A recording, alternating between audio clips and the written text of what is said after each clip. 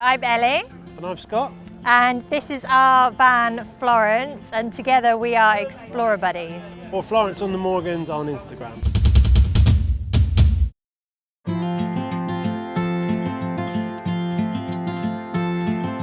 We completed our conversion about 2 years ago now, and we kind of set ourselves an impossible target of just 6 weeks from start to finish. It was, really long days, late nights. We both worked on it full time. 6 weeks from completely empty to completely finished. And our first trip, we kind of headed off to the Lake District, and we literally got it done at 6 p.m. on the day of our deadline. Blood, sweat, tears, all the way. It was really hard work, but I remember the first morning after we slept in it and we woke up and looked around when we could calm down, and we just couldn't believe that we'd actually managed to achieve this. So we bought this van as a rundown old camper van, and it had nasty old Formica interior in it, and it was all kind of falling to pieces. So we ripped it all out and we've literally started from scratch.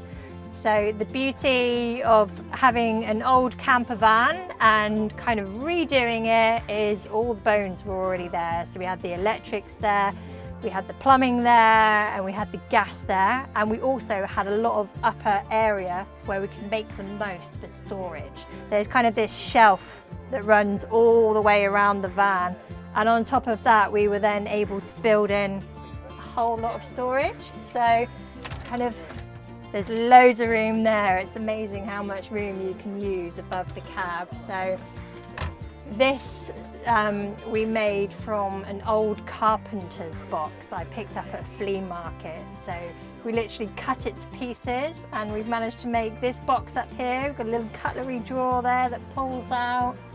And over here we've got the other half of the box, which is made kind of little herb garden and somewhere else to keep bits and bobs. Because we've got the window here, it means it's got plenty of ventilation there. So yeah, it works pretty well. Over the last couple of years, we've put in quite a few extra improvements. We've put in power steering.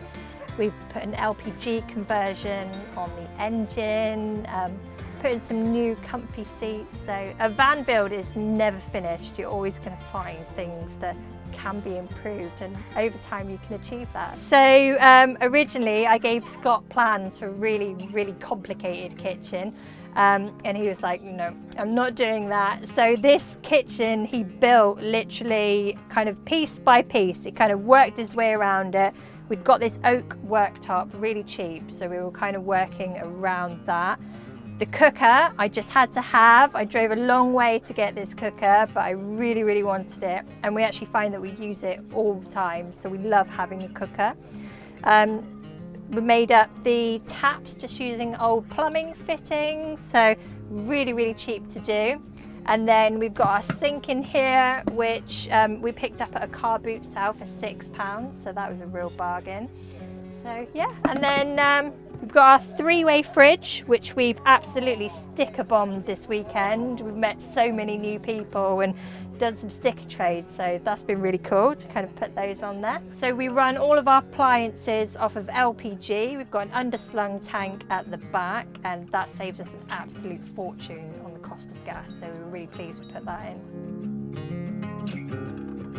We've got a really comfy memory foam topped mattress here that we've put in. It's super comfy. This kind of acts like our day bed, and we can chill out, we can watch films on the TV, and when it's time to go to sleep, because my husband is 6 foot tall, this is not wide enough. So what we've done is we've got a mattress up on the ceiling, and we can actually extend the bed lengthways. So we'll sleep with our heads up at the back of the van, feet down this end, and it just means we've got extra space. But I really love having the fixed bed, and we do spend a lot of time chilling out here, and yeah, it's a kind of cozy home from home. We've made literally use of all of the upper space, and it's really nice because on this side we've got a locker here That's Scott's locker. It's where he can keep all of his bits and bobs, and then on the other side I've got mine. So I think that's really important when you're in a small space, is to kind of have your own personal space where you're not getting cluttered up with each other's stuff. And we've put in the heating, and there was loads of choices out there that we could have gone for. Our van runs on petrol, so we couldn't go for the diesel heater, and we ended up choosing a Propex heater, and that runs off of the LPG as well. We've got a solar panel on top that trickle charges the battery for it, and we can be off-grid running the heating for up to 3 days. Yeah, it's really effective. It makes it nice and cozy in here. We had never, ever tried to do anything like this before. My husband, Scott, I called him the reluctant carpenter.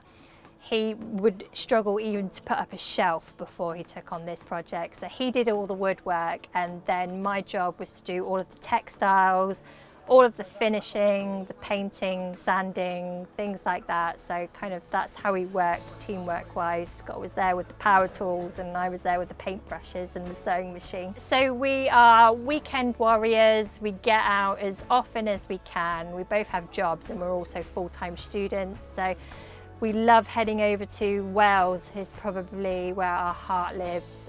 We get over to Wales as much as we can. We do a lot of exploring, and we're both filmmakers. That's what we're studying at uni. So we make films for our YouTube channel. It's kind of given us the opportunity to have that base to go exploring in and go and see lovely places which we can capture on camera. So we're really enjoying it. So our YouTube channel is called Explorer Buddies, and we make travel documentary style vlogs. So we work really hard at trying to create high production values within our films, getting beautiful shots, getting drone shots, and kind of just capturing our day-to-day life and the things that we do within the van, the places we go exploring. And Scott also does a lot of wild camping, so you'll see some of his films where he's actually up on top of the mountains, just under canvas.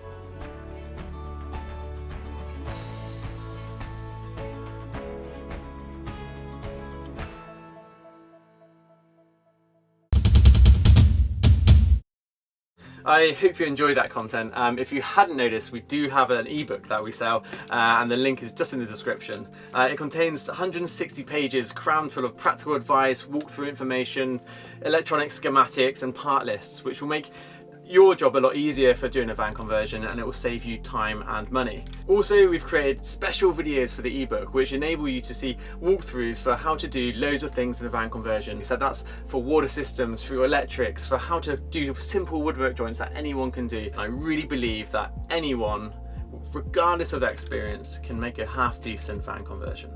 Thanks for watching. We really appreciate you watching our content, and we put a lot of effort to make it interesting, informative, and find those cool projects to feature on our channel.